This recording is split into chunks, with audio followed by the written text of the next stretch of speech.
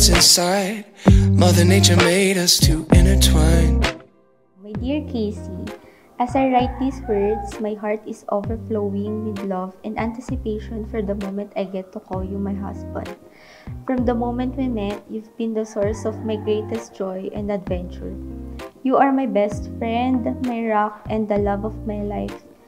Today, as we unite our lives in marriage, I promise to give you my heart, my soul, and my unwavering love. I promise to support you and lift you up when you're feeling down. Surrounded by our loved ones, I choose you and I cannot wait to spend the rest of my days by your side. Casablanca, sweetheart, nectar so divine. Baby, you're the best part of my life. What can I do? What can I say to convince you to stay? All I see are tulips and I'm a hummingbird, heavenly ambrosia in every curve. Tayo po ay nagpasalamat sa ating Panginoon. Minamahal at mga kapatid, mga kaibigan, tayo ay nagkatipon ngayon sa harap ng ating Diyos. At ang kapuluang ito upang saksihan at ipagdiwang ang pag-iisang dibdib ni Kevin at ni Tia sa isang banal na Kristyanismong kasalan. You're my little flower, blooming in the night, only for an hour, the northern lights. My Casablanca sweetheart, nectar so divine. Baby, you're the best part of my life. What can I do? What can I say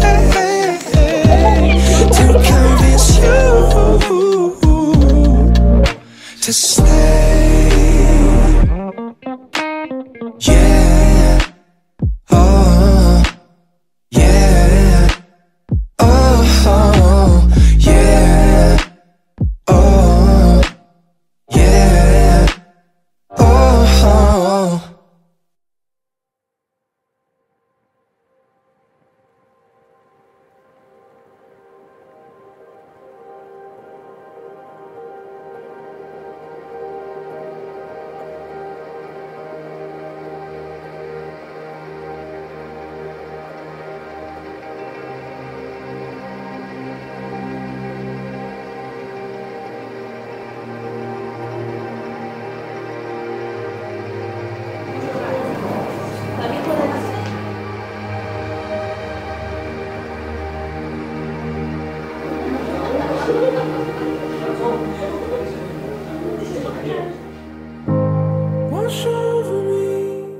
Nagkakilala kami sa work namin sa Makati. Nagka-work kami sa isang Japanese company before. So, doon ko siya unang nakilala. So, parang project-based lang muna siya nung una, then tsaka siya na regular. Oh, this could be my last chance.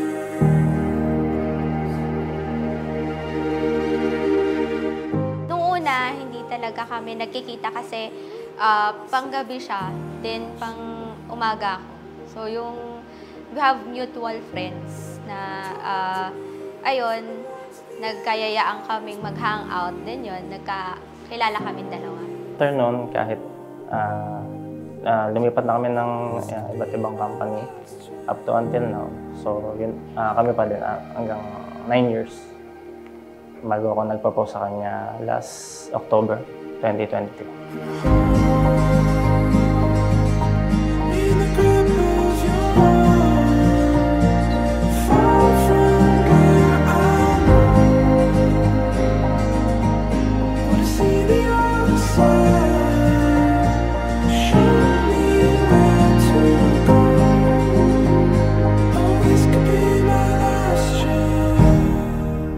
Sa buhay natin sa mundong ito, wala pong tahimik, puro gulo.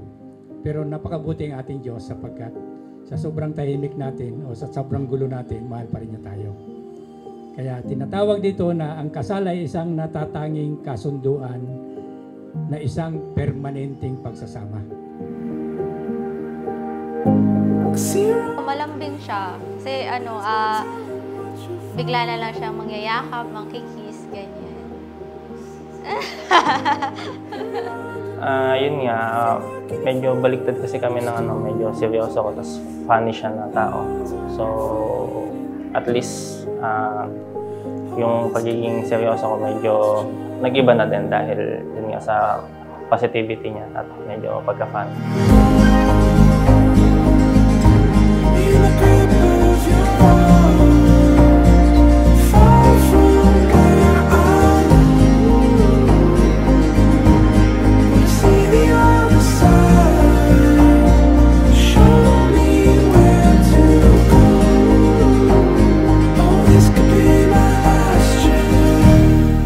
So wala tilang ibang opsyon kundi put God first. Unahin natin ang Panginoon. Hindi aalisin ng Diyos yung problema kahit kailan. Hindi niya rin aalisin yung sakit. Hindi niya rin aalisin lahat ng kasi iyan po yung dahilan.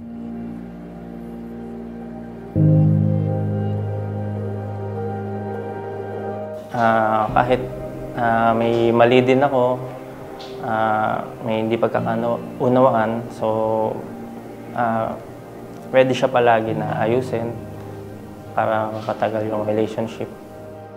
Ito ay may paggalang, kahinahunan at may takot sa Diyos sapagkat ang pag-aasawa ay isang banal na tipan na dapat igalang.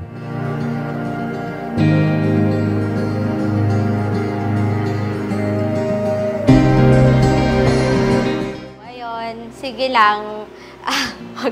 Mag-play ka lang sa computer mo, hindi naman kita pipigilan.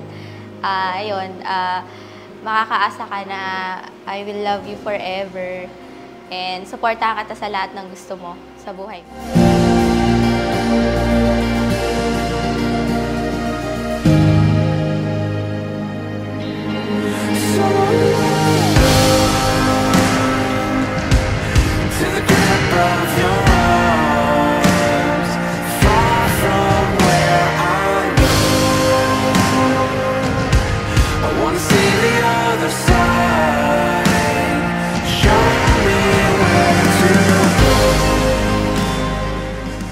My dear Thea, first of all, I want to say thank you for coming to my life.